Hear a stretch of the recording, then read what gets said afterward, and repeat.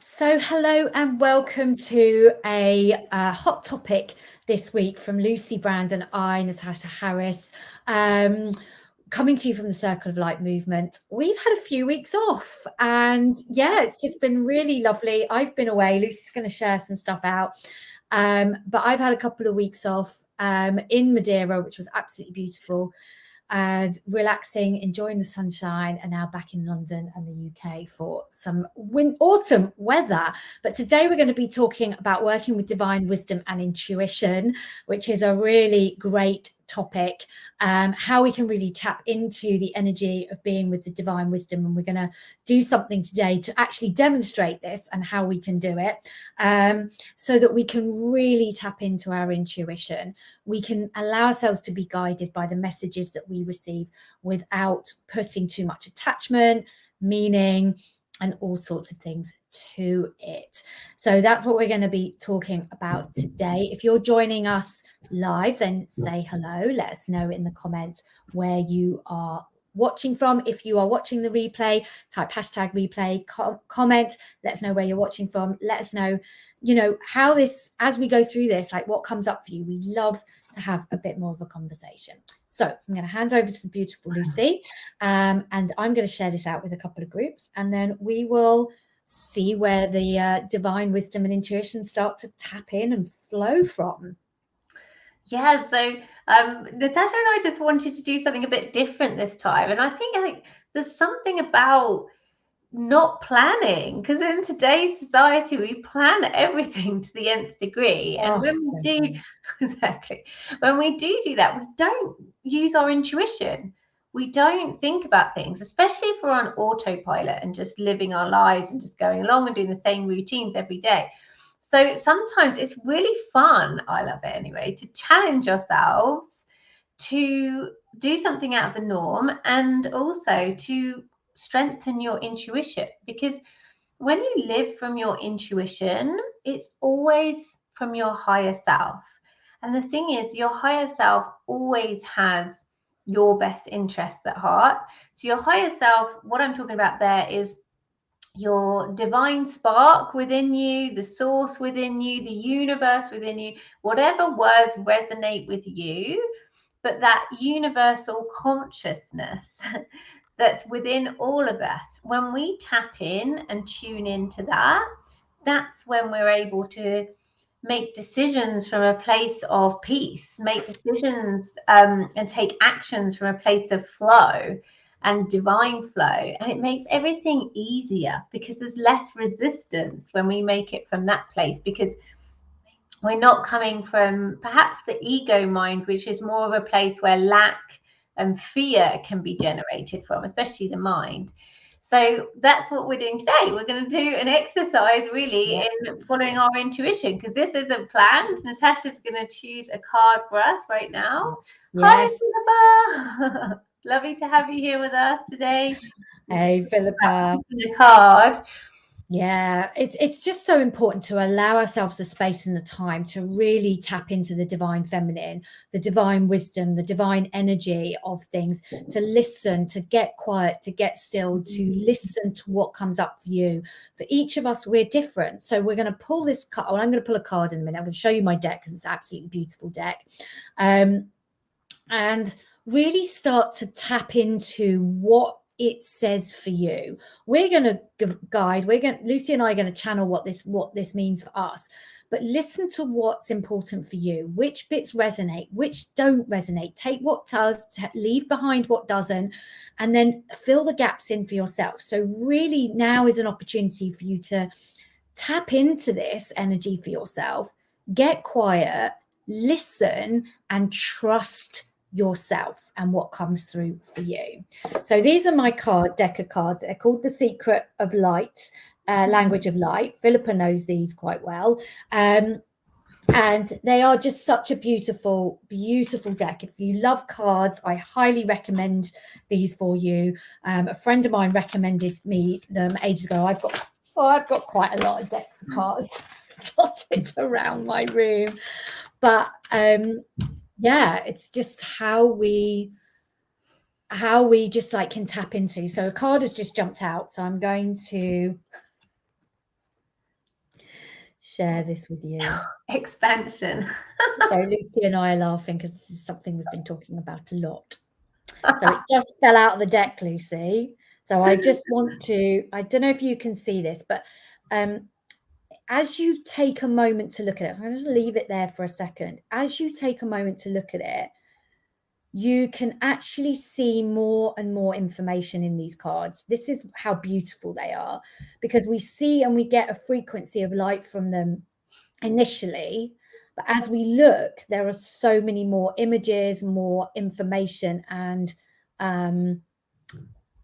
guidance in these, and expansion. Oh my goodness, we can talk about this one because Lucy and I are definitely going through an expansive moment. And in our Circle of Light community, our private community, we have been talking about rebirth, and expansion is all about rebirth. So it's like it feeds into beautifully what we've been working on in our community this month, about how we evolve, how we're continuously evolving and expanding. Yeah, Lucy, go on. What do you want to share on this? So I want to share that, like, there's so much. So we were talking about divine wisdom. So if you look at the upper chakras, I'm seeing them in the sky. That's like divine wisdom being channeled directly to you. But then it's also, if you see behind her or the person, it's like purple, kind of purple clouds, which I see as gathering momentum. And that's what expansion does. It's really powerful and gathers momentum. But if you can see, like at the top, the darker purple color that at the bottom of the card, that to me is signifying all the stuff that comes up with expansion. Yeah, it's an upward motion. So it's like you're kicking up the dirt, you're kicking up the stuff. So whenever you expand, Tasha, I was talking about this as well, like they're kicking up the dirt, things come up to challenge you. That's the thing. Expansion isn't easy because you're breaking the patterns, you're breaking your rhythms, you're doing things differently. So you're bringing up all this old stuff, and that might manifest depending on what you're trying to expand, what you are expanding in. It depends what might manifest. So maybe it's a parking ticket. Maybe it's a bill that you didn't expect if it's money, or maybe it's if you're always like that, if you're doing a detox, sometimes you can get lots of spots, right? Because it's coming up. That's the thing. And you're like, wow, I've been juicing for 7 days now. Why don't I feel amazing? It's because you're detoxing. And that's what expansion is. You've got to go through the detox to get on the other side of it. And then what I see is with the divine wisdom, or the, like I see it as a strength coming in through the top, connecting you to the universal powers, like that's holding your spine up straight so you can weather the storm. And if you look at the crossed legs and the their bum on the floor, that to me signifies there's quite a surface area on the grounded floor to keep you rooted and grounded. Not only as you receive these higher frequencies of universal energies, because the expansive universal frequencies will be higher than what you're used to. That is the nature of expansion. As we move, we expand, the frequencies get higher. But also you're grounded, you're rooted, you're sat on the floor, like with this storm going behind you. I mean, that's intense. Yeah, it is really powerful. You've got to keep your, I say in my group, like queendom, like keep that crown on your head, keep that back straight, keep stand tall. If you want this expansion, if that's your desire, then weather the storm and stick with it. Yeah, absolutely. And I think that's an important point, actually, whether you desire. We don't always have to go through expansion, because sometimes I think in the spiritual world and in the self-development world, it's like, what's next? What's next? And we're in such a hurry to get to the next bit that we want to bypass all the stuff. And so it really is around allowing yourself to be in the moment. I was listening in on something this week, and it was thank you, Philippa. I love that. Yes. Yeah. I love it. Oh, fantastic. Thank you, Philippa. Yeah, it's like, yeah, stay grounded, stay in the moment that you are, and the expansion will come. But we don't always have to do things so quickly. what we often do is we put ourselves in such a triggered state, in such a traumatic response when we are seeking that expansion, and it's too fast, it's too hard, it's too exhausting.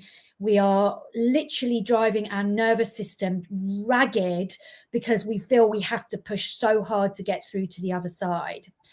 And if we consistently, to get to expansion, keep repeating the pattern of putting ourselves in a triggered trauma state, we do ourselves more harm than good.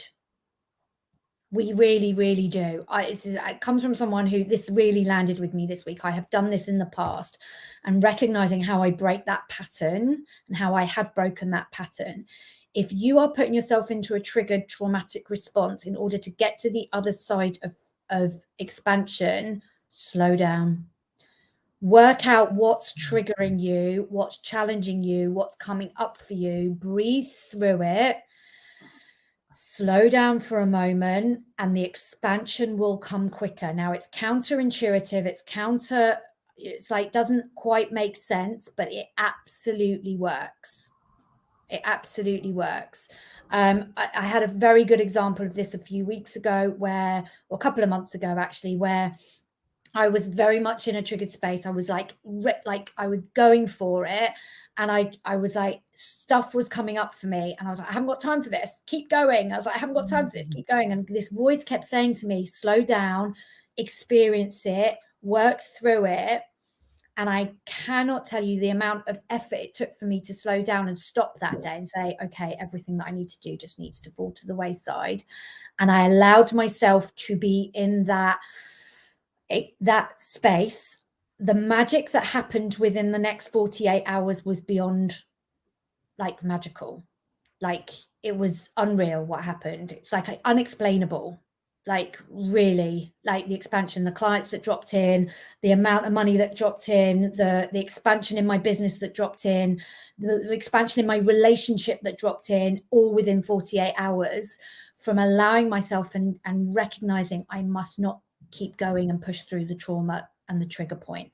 Slow down, be in it, allow it. And then the movement was like, whoom.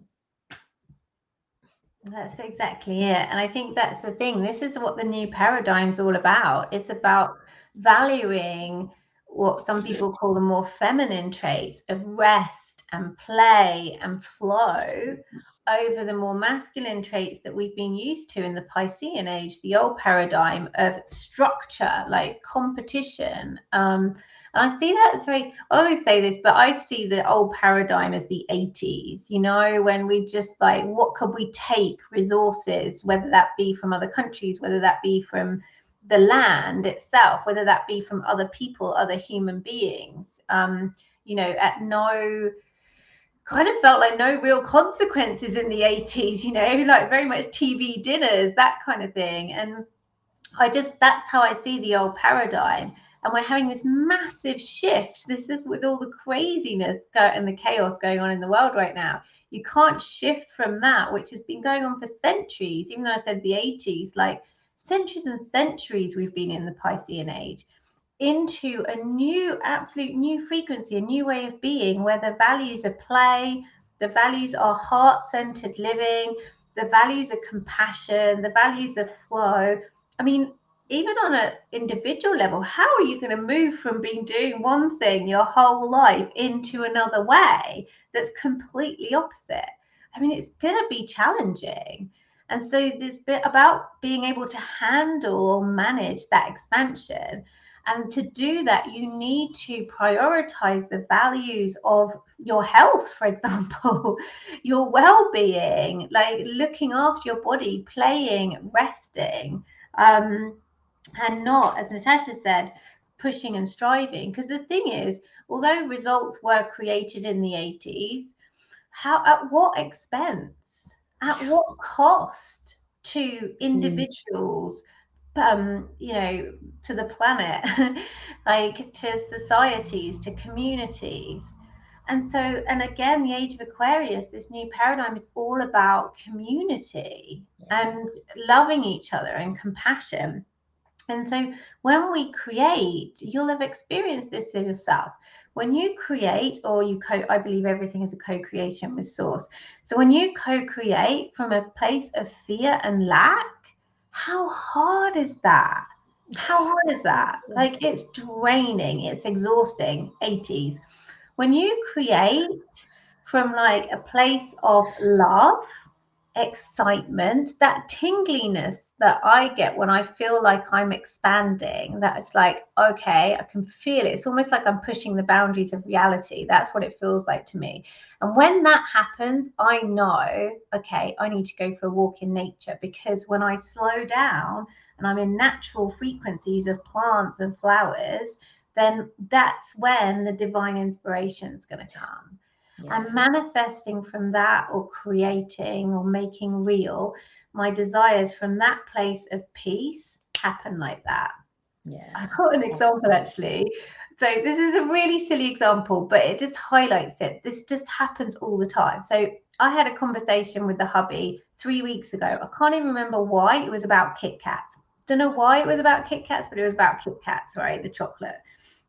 And I just forgot about it. A week later, I'm in the supermarket and I think, oh, I'm vegan. So I'm like, I fancy some vegan chocolate. The only chocolate I could get was a vegan Kit Kat. I've never seen Kit Kats ever do vegan Kit Kats before. Like, it's so specific.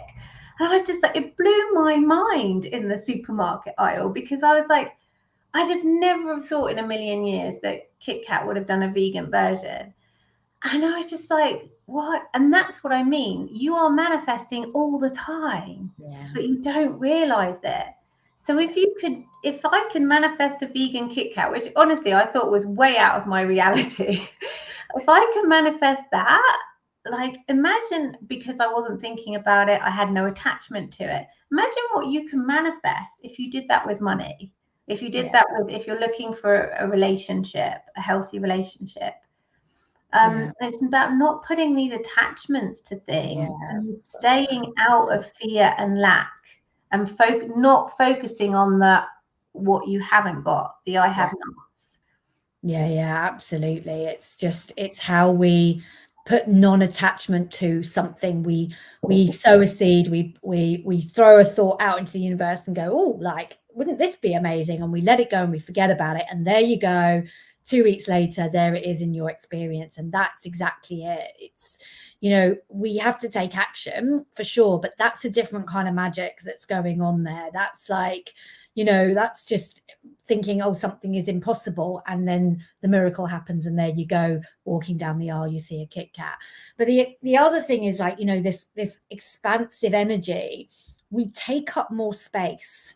We actually take up more energetic space as we expand, and we can feel it when we're contracted, when we're like in fear, when we're in that trauma trigger state where we kind of contract, we shrink away, we take up less energetic space, and we can feel it in people's presence.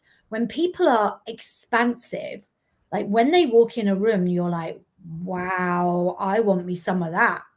That's what you're picking up on, is their expansiveness, their expansion, that they take up more space. Now, that's neither good nor bad. It's like when we can hold both.